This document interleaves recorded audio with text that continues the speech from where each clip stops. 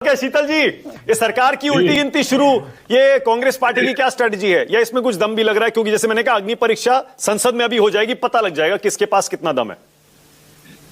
देखिए, विपक्ष का काम होता है कि वो सरकार के खिलाफ जनता में वातावरण बनाए और अपने पक्ष में बनाए।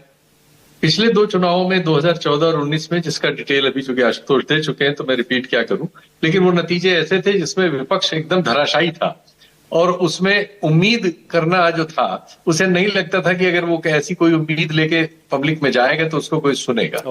लेकिन इस बार वो स्थिति बदल गई है, जिसका जिक्र भी उन्होंने कर दिया कि 240 सीटें हैं, वरना अकेले बीजेपी का बहुमत हुआ करता था। खुद प्रधानमंत्री अपनी सीट पर, उनका जो वोट मार्जिन था बहुत घट गया और जो विपक्ष का उम्मीदवार था उसका वोट बहुत बढ़ गया। उत्तर प्रदेश बीजेपी हार ही गई थी इस चुनाव में, एनडीए हार गया था। और उत्तर भारत के उन राज्यों में जहां बीजेपी बहुत स्ट्रांग रही है, हिंदी बेल्ट और हिंदू बेल्ट कहलाती है, वहां पे सभी जगह पर अच्छा प्रदर्शन विपक्ष ने किया था। मध्य प्रदेश और छत्तीसगढ़ वगैरह एक दो अपवाद छोड़ दें तो बाकी राजस्थान में भी, हरियाणा में भी, उत्तर प्रदेश में भी और बिहार में भी एक हद तक, और बाकी जो उसके अपने एरियाज थे जहां वो पहले से था वहां वो कायम रहा। तो ऐसी स्थिति में विपक्ष अब इस टेम्पो को आगे बढ़ाने की कोशिश करेगा ही, क्योंकि अगर बीजेपी की सीटें 240 की जगह 40 और कम हो गई होती तो हो सकता है कि सरकार ही न बन पाई होती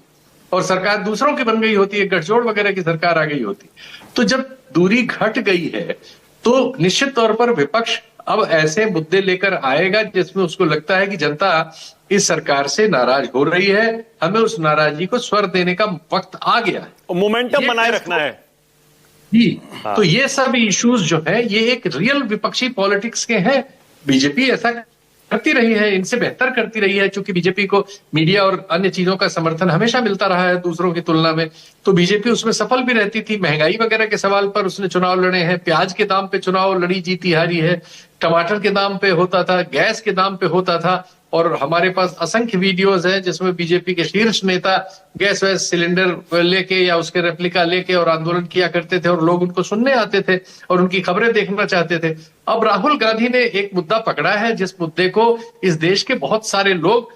शक करते हैं, जिस पर उन्होंने बहुत ही वो नब्ज पकड़ी है जिसको इस देश के आधे से ज्यादा लोग पहले से शक करते हैं। और ये शक पैदा हुआ है कांग्रेस के करने से नहीं, या